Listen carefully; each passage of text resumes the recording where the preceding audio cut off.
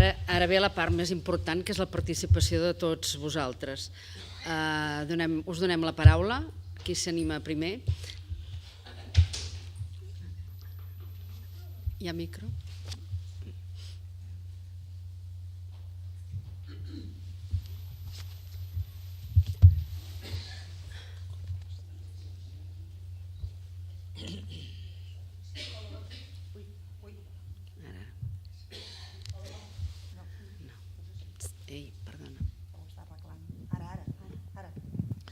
Hola, bon dia. Soc Anna Maria Montseny, la Lídia m'ha anomenat. Soc presidenta de Salut Mental Sabadell i faig una reflexió que me l'he feta jo i la vull compartir en veu alta. El Sergi Zamora ha dit unes paraules que jo comparteixo, que ningú és culpable de la malaltia, però sí que segurament té responsabilitat en com la gestiona. I això jo crec que és un pas molt important.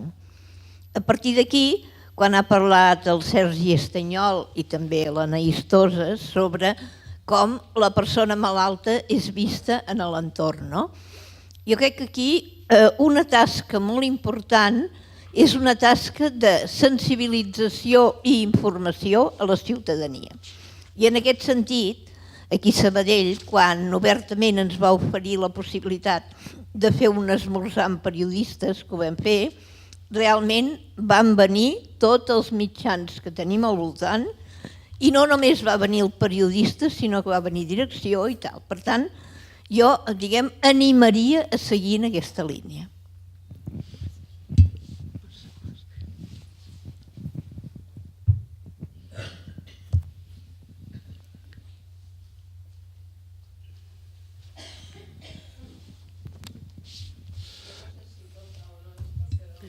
Perdona.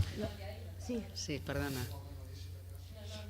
Bé, aquesta podria anar una mica per tots els components de la taula, no? I és el tema aquest de viure la malaltia com un estigma. I això jo crec que no solament val pel tema de la salut mental, sinó que s'hi han trobat abans els de la fibromiàlgia, s'hi han trobat els que han tingut problemes de depressió, s'hi pot trobar absolutament tothom. Llavors, aquí, ja més específicament per qui toca el tema de l'estigma, quin és el problema més gros que té l'estigmatitzat? L'entorn, ell mateix, els professionals?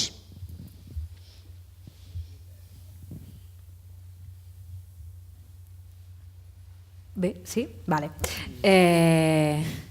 Bueno, com has dit tu, jo crec que has obert una cosa que nosaltres no hem esmentat perquè nosaltres sempre treballem, que és quin és el pitjor problema de l'estigma? L'entorn, un mateix. Molt bé, un mateix. Hi ha un problema aquí bastant greu, que és que quan tu portes una vivència d'aïllament, de discriminació, d'idea preconcebuda, de por que generes, etc., el que acabes pensant és que això és de veritat, és així. Llavors, el pitjor, jo crec, problema, o sigui, la conseqüència més greu i pitjor de l'estigma és l'autoestigma, que jo crec que és la frontera més difícil, la paret més alta que ha de saltar qualsevol persona que ha passat per un problema de salut mental en algun moment de la seva vida, que és creure's que totes aquestes... Perquè al final tu pots... El Sergi ho ha dit molt bé, tu no pots canviar algunes coses o no pots canviar, i el més important, la societat, però com a molt ho pots canviar tu. Llavors, com que els inputs de fora, per molt que anirem treballant, però com que els inputs de fora costarà de canviar-los, el que sí que pots canviar són els teus propis. És a dir, intentar no creure't o no assumir que tota aquesta idea, aquesta imatge que tenen de tu és real, sinó que n'hi ha una altra, que és la real, que és la que tu tens sobre tu mateix o tu mateixa, i la que ha de fer que precisament aquest engranatge, per dir-ho d'alguna manera, quan tu moguis una peça, segurament les peces del voltant també es mouran. És a dir, quan tu diguis no, quan et discriminin o quan t'aïllin i et neguis això, provocaràs un efecte en el teu voltant que ajudarà a trencar l'estigma. Quan el Sergi, en comptes de quedar-se a casa o en comptes de mirar les puntes de les sabates, com ell ha dit molt bé, que jo crec que és una imatge bastant gràfica, quan ell el que fa és aixeca el cap, mira la gent del seu voltant i diu jo estic vivint això i estic sentint-me així, i ho parla no només amb els seus companys i les seves companyes que estan vivint una experiència semblant, sinó també ho parla amb els professionals sanitaris, aquí és on es trenca l'estigma. Però en tot cas, jo crec que has obert una cosa molt interessant aquí, que és que la pitjor conseqüència de l'estigma és l'autoestigma. Podria fer... Un moment, perdona. Vostè havia demanat la paraula?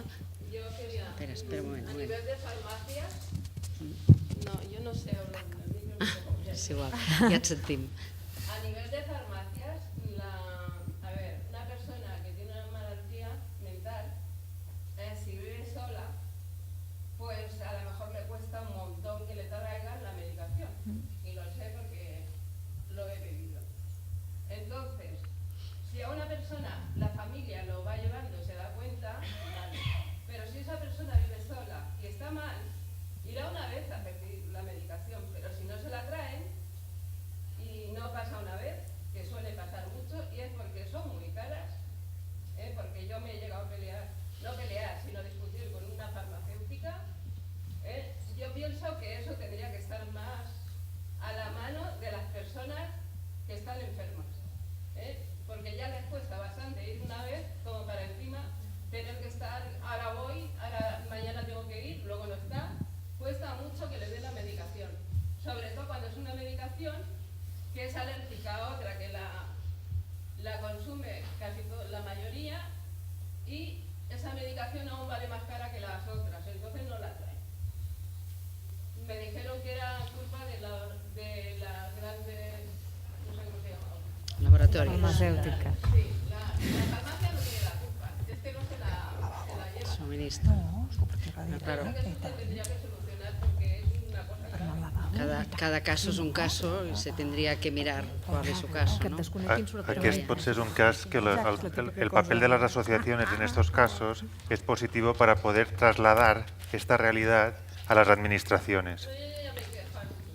Sí, sí, ya, pero si esta... Porque yo, por ejemplo, defiendo a ese caso, pero hay mucha gente que dejan de tomar la medicación por eso mismo. Entonces, Bueno. pienso que es bastante grave ese tema como para que se tenga en cuenta. Bueno, a las farmacias también preparamos la medicación de forma personalizada y si hay buen entendimiento con la farmacia de su barrio, se la pueden incluso suministrar en su casa y pueden hacer el control en su domicilio. Está controlado. Y yo en la farmacia ya he hablado con ella, pero a lo primero se puso Bueno, claro, cada caso. de esa otra farmacia. En otra farmacia te dicen lo mismo. El problema está en que la farmacia no cobra pronto, cobra a largo plazo. Y como cobra a largo plazo, pues no quiere dar la medicación. Bueno, Ahí está el problema. hablando la gente se entiende a veces y se Yo pueden no tengo el solucionar. problema, lo digo por otra gente, porque yo ya he solucionado el problema. Ujú, Pero hay otra gente que les debe pasar lo mismo. posiblemente. Sí, Espera, un moment. bueno, un moment. Espera, Sí, la primera... ell, el Pep. El Pep, vale. És respondre-li, vol respondre. Bueno, El que està passant també, parlant d'aquest tema dels medicaments, jo també estic a les farmàcies de Sabadell, és que hi ha determinats medicaments que hi ha molts problemes de subministrament. Llavors les farmàcies ens veiem a vegades, voldríem tenir la medicació sempre pel pacient, perquè és el nostre... És el que nosaltres volem. El que passa que a vegades ens trobem que els medicaments no ens arriben, és a dir, amb la quantitat que ens haurien d'arribar. Per problemes de diners, de que la laboratori subministra, que ja a vegades va per via que nosaltres no controlem, i llavors qui surt, diguéssim, perjudicat des del que no hauria de sortir que mai, que és el pacient. Intentem des de les farmàcies gestionar-ho el millor possible, i jo crec que en la majoria dels casos s'acaba solucionant. Jo suposo que normalment vostè acaba tenint la medicació. Sí, pero cuesta, aún plantando caras cuesta. Exacte, però que moltes vegades els problemes són com que nosaltres normalment ni els podem controlar perquè ja no ens arriben a nosaltres i fem tot el que podem. Vull dir que en alguns moments és això. Yo no me imagino ya la persona que no está, es un foro, sino el que vive solo, porque hay muchos que viven solos, y ¿qué pasa con eso? Ellos no tienen la culpa de que... Puc dir una cosa d'això només? Sí, digues. Bueno, deixa-li el senyor. Bueno, espera. Deixa-li el senyor, que tenim molt justos de temps. I... Pep, El Pep, perdona. micrófono. aquell Sí. xicot. És que no funciona el micro. No sé, què fa ara? Pep, aixeca la veu. Pep, que et sentirem.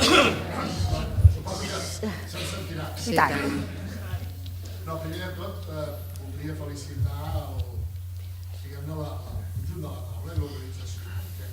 Jo soc professional de la salut, metge, i poques vegades trobem un espai en el qual els professionals i les persones, diguem-ne, usuaris, pacients, les persones en general, ens trobem per poder compartir aquest problema tan important que és aquest problema de la corresponsabilització. Recordeu que fa molt temps parlàvem molt de la relació d'agència, en la qual el professional és el que sap les coses i utilitza aquest despotisme il·lustrat una miqueta, no? De dir, doncs, no, escolta, jo sé el que et convé i les meves recomanacions són aquest tractament, aquests hàbits, aquesta pauta, el que sigui. I et quedes tan tranquil pensant que amb això ja està tot resolt. I tens la sorpresa que al cap d'un mes o al cap d'un temps, quan has tornat a veure la persona, veus que no ha funcionat.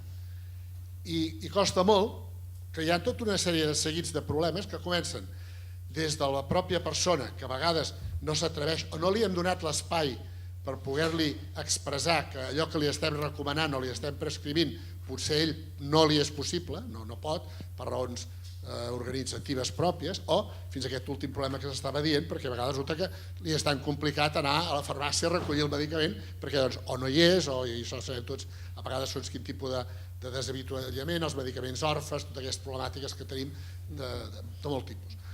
Aleshores, jo el que voldria, i això jo m'hi barallo cada dia amb els companys, perquè que ets una miqueta ja més veterà, no sé, soc una miqueta pessimista i voldria conèixer l'opinió tant de les persones com dels professionals, si creieu que realment ens en sortirem. Perquè el que sí està clar és que la primera recomanació, el primer element que garanteix el bon funcionament, el bon tractament, és que hi hagi la implicació i la participació de la persona. O sigui, que siguem capaços de crear aquest espai entre el propi professional de salut, el metge, l'infermera, el farmacèutic comunitari, que moltes vegades complementa, i això amb l'Arròs ho he parlat sovint, que li hem explicat alguna cosa amb la visita, que en tens una altra, no sé què, i la persona queda una miqueta despistada, va a la farmàcia i la farmàcia li acaben d'aclarir quin és el problema, el que sigui.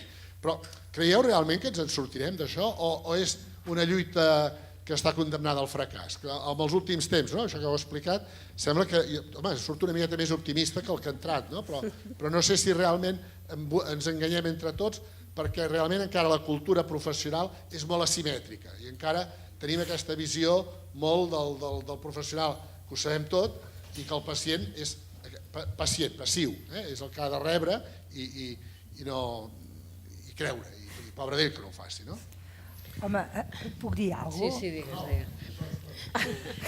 No, és que saps, jo ara el que penso també és que jo sóc molt positiva, sempre ho veig bé. El que passa que som com gotetes malaies, és anar-hi anant.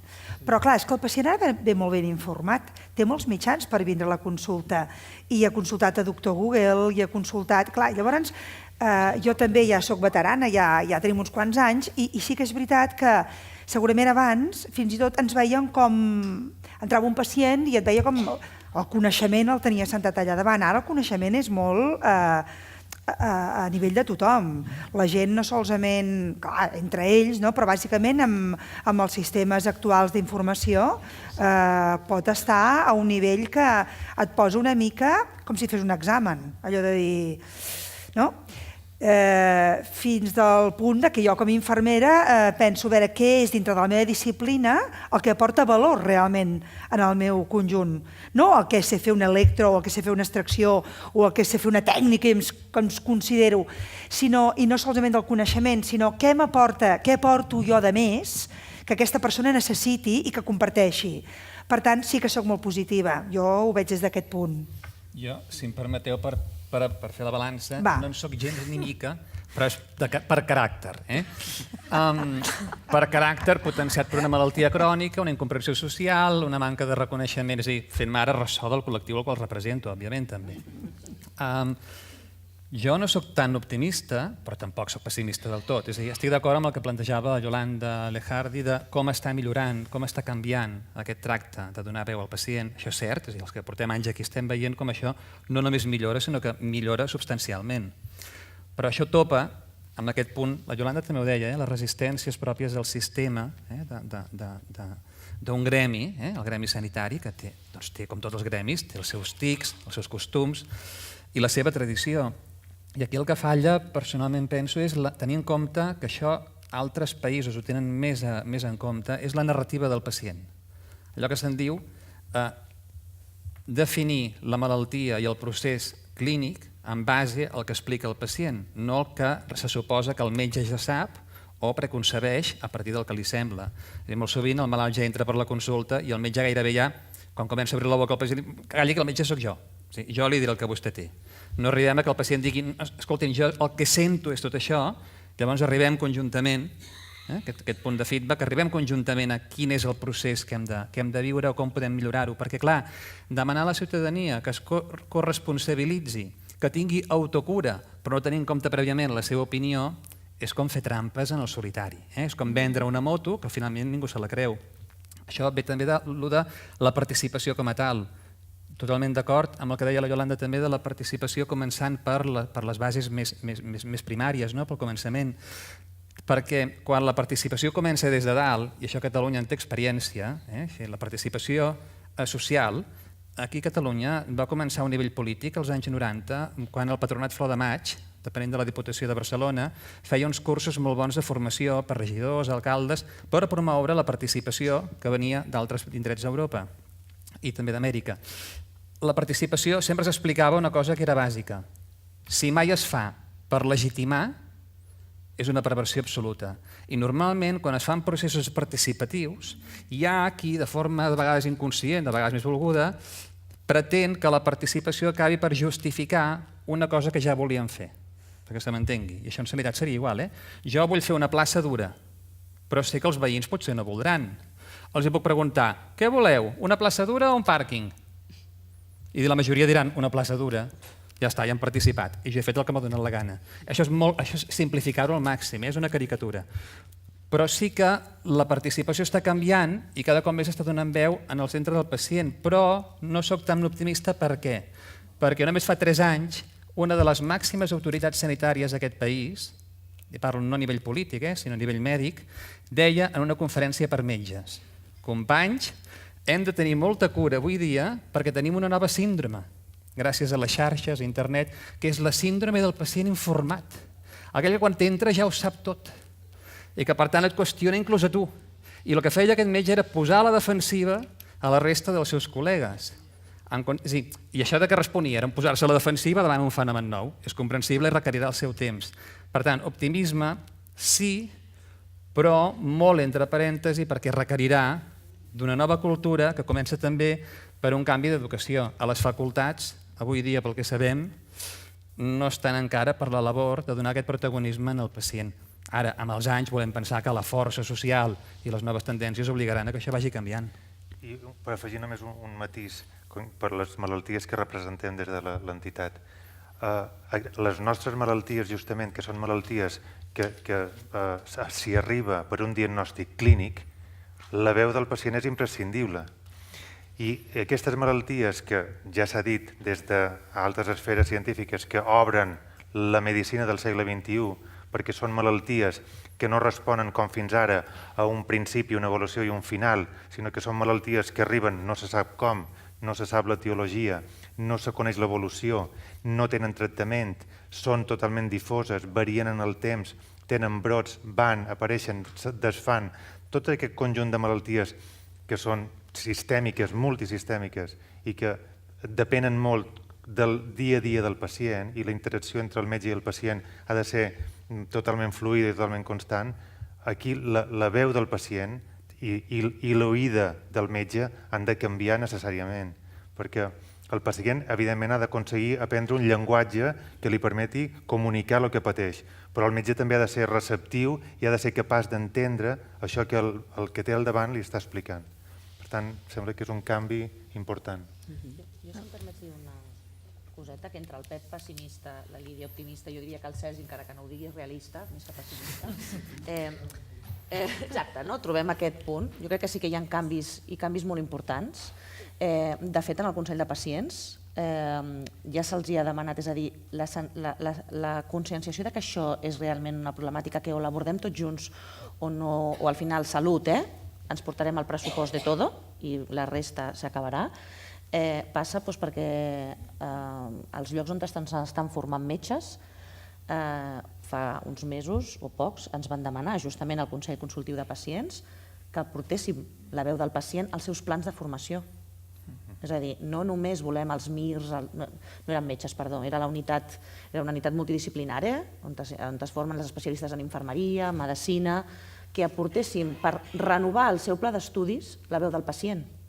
Jo crec que això és un salt, perquè és a l'educació, en la formació d'aquests professionals en què ja estem donant el salt.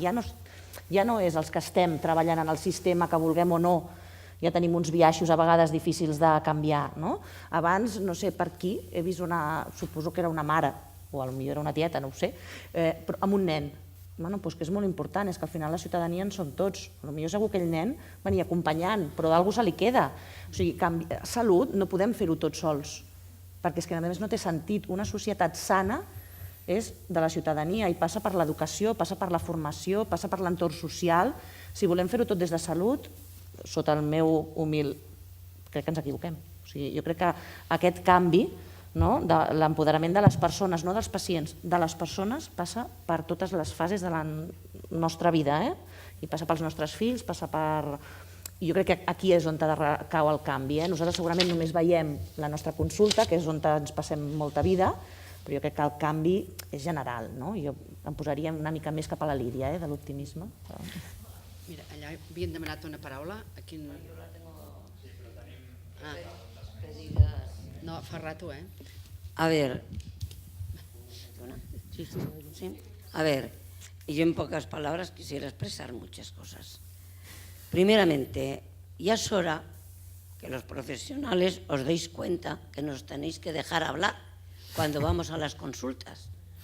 Porque si yo voy a una consulta, y no me ha pasado hace mucho, esto hace unos 3 meses, y yo le digo a la doctora, mire, no se preocupe, yo ya sé de qué quiere usted hablar, pero ¿cómo va a saber usted de lo que yo quiero hablar? Y de lo que me duele a mí, si yo no he abierto mi boca. Es que, mirándose el reloj, y le dije, mire usted, si usted se tiene que ir, me lo dice, y vengo otro día, pero no me corte la palabra. ¿Qué sabe usted lo que me está doliendo a mí ahora? A ver, que me lo explique usted. Va siendo hora que piense usted que usted cobra de mí, del otro y del otro y del otro. Y me tiene que atender. Le guste o no le guste. Sea pobre o sea rica. ¿Vale? Ya va siendo hora. Y gracias a Dios esto está cambiando. Pero todavía cuesta mucho, Todavía está costando mucho. El médico que entra allí y se pone una bata blanca se cree que es el presidente de la nación. Y eso nos está jorobando mucho. Porque todos somos contribuyentes.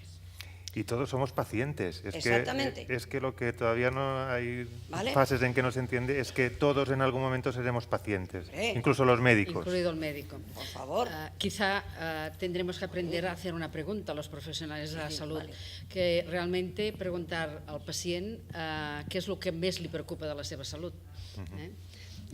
Realment. Aviam, el Sergi. Sí, a veure... Espera, després aquella senyora, Jo defensant la meva imatge, jo veig el got mig buit, no? Depressiu, tinc que veure... No se'l sent. Ai, és perquè no té el mic. Se li ha acabat. Està allà. A veure, per la intervenció que ha fet el doctor i també aquesta última senyora, no? Les coses són com són i la veritat és que no són com m'agradaria que fossin. Llavors jo tinc que adaptar-me a les circumstàncies I això em ve al fil de que cada vegada un ha de ser més responsable de la seva salut, perquè com aquí ja ha sortit, no? Una bona part, un bon percentatge de sortir-se d'una malaltia està amb l'actitud de cadascú. No? Si jo vaig a la sanitat i sé que no poden disposar més de 10 minuts per pacient, per dir alguna cosa, que no ho sé, doncs poder hi haurà coses que no caldrà que jo vagi a la sanitat, no? Perquè, per mi, parlo a nivell personal, jo també soc un veterà i no fa masses anys que he començat a entendre les coses de diferent manera, no? A fora hi ha suggerències i les respostes les tinc jo sempre, o sigui, tot depèn de mi. Amb la qual cosa, aquí ve alguna cosa que a vegades a mi se'm fa molt gran, no? I costa molt, que és realment agafar les rendes de la meva vida i no passar-li la pilota, la responsabilitat a un altre. Si jo vaig al metge esperant que em toqui amb una vareta màgica i em solucioni els problemes, hi haurà alguns que sí i altres que no. Però també dependrà de la meva addicció a anar a la sanitat per trobar aquest placebo que simplement per estar a la sala d'espera jo ja surto millor, em donguin el que em donguin. Parlo per mi, parlo per mi. Jo sempre parlo a nivell personal perquè jo no estic al cap de ningú. Però com diu un bon metge i orador que a mi m'encanta, que és Maria Alonso Puig, l'home no fa canvis significatius a la seva vida fins que no es dona compte de lo que significa no fer-los. Dit en paraules de les nostres àvies, fins que no tens a l'aigua al coll nano, no busques les solucions. I una mica va per això. Llavors tenim una borratxera, i permeteu-me l'expressió, d'informació que som incapaços de digerir, però també hi ha una ignorància buscada i desitjada, que és el fet d'acomodar-se a vegades amb la situació, perquè tota malaltia també té uns beneficis. Quan jo estic depressiu, la meva dona em porta així, ai pobret, que no li molesti res, i a vegades un, sense adonar-se'n, cau. Jo he caigut amb l'autoengany de recrear-me en aquest espai i no buscar la sortida perquè ja m'estava bé. O sigui que tot és un compendi de, per mi, realment agafar amb responsabilitat les rendes de la meva vida i no deixar que depengui de ningú, sinó que només depèn de mi. I a part d'aquí tinc moltes eines que em dona la societat i utilitzar-les el millor que sàpiga. Jo, volem donar la raó al Sergi, especialment en aquesta part d'adaptar-se a la realitat com viu en cada moment i de tenir aquest punt de corresponsabilitat, perquè finalment la meva salut és meva, i per tant, en allò que jo puc fer, si no ho faig jo no ho farà ningú altre. Però crec que ens hem d'adaptar en allò que no és possible canviar-ho ni millorar-ho. Però tot allò que és millorable, és a dir, torna a ser aquest punt de trobar l'equilibri. Ho dic perquè també s'ha fet molta política de ciutadans, sigueu corresponsables. Això és molt neoliberal, és purament ideològic, si pot estar d'acord o no, jo no ho comparteixo gens perquè no em deixo vendre motos, però me la podria deixar vendre i potser seria més feliç a curt termini, perquè jo puc ser corresponsable en allò que puc ser i jo puc haver de buscar la informació més acurada i puc tenir la voluntat d'adaptar-me tant com pugui a la nova situació, però finalment hi ha coses que no depenen d'un. Per exemple, en aquest país hi ha dotzenes de milers de persones molt malaltes que a manca d'un bon reconeixement mèdic no tenen un reconeixement social, amb la qual cosa no arriben a final de mes no per comprar-se els medicaments, ni per pagar la llum, ni per pagar el lloguer, ni per menjar. No els podem demanar únicament a aquesta persona que es corresponsabilitzi i s'adapti. En les persones que tenen un metge que no és receptiu, com alguns n'hi ha, no li podem demanar que s'adapti a que el metge no sigui receptiu. És a dir, en allò que és millorable cal lluitar per millorar-ho. Una forma de lluita és la participació, donar veu a tothom per posar damunt de la taula quin és el problema i si hi ha voluntat de resoldre'l entre totes les parts, doncs es pot resoldre. Quan no hi ha voluntat per totes les parts és quan hi entren altres formes de lluita social, incloses la política. Però jo crec que la ciutadania mai, mai, mai no s'ha de conformar amb la realitat que té. Sempre l'hem de voler millorar, perquè és possible. Bé, se'ns tira el temps a sobre. Felicitats a tots els col·lectius per la feina realment que heu fet i molt llarga, a tota la societat que realment s'organitza, el teixit associatiu, que en tenim molta tradició, com hem dit aquí a Catalunya, que per sort o per desgràcia va per davant molt de la classe política. Hi ha una gran feina a fer a nivell educatiu, sanitari i laboral, i hem de canviar molt les actituds. No hem de ser paternalistes i jo crec que els que hem de començar a canviar és tots els professionals sanitaris, com hem dit. Felicitats a tots per la vostra assistència i endavant. Moltes gràcies a tots.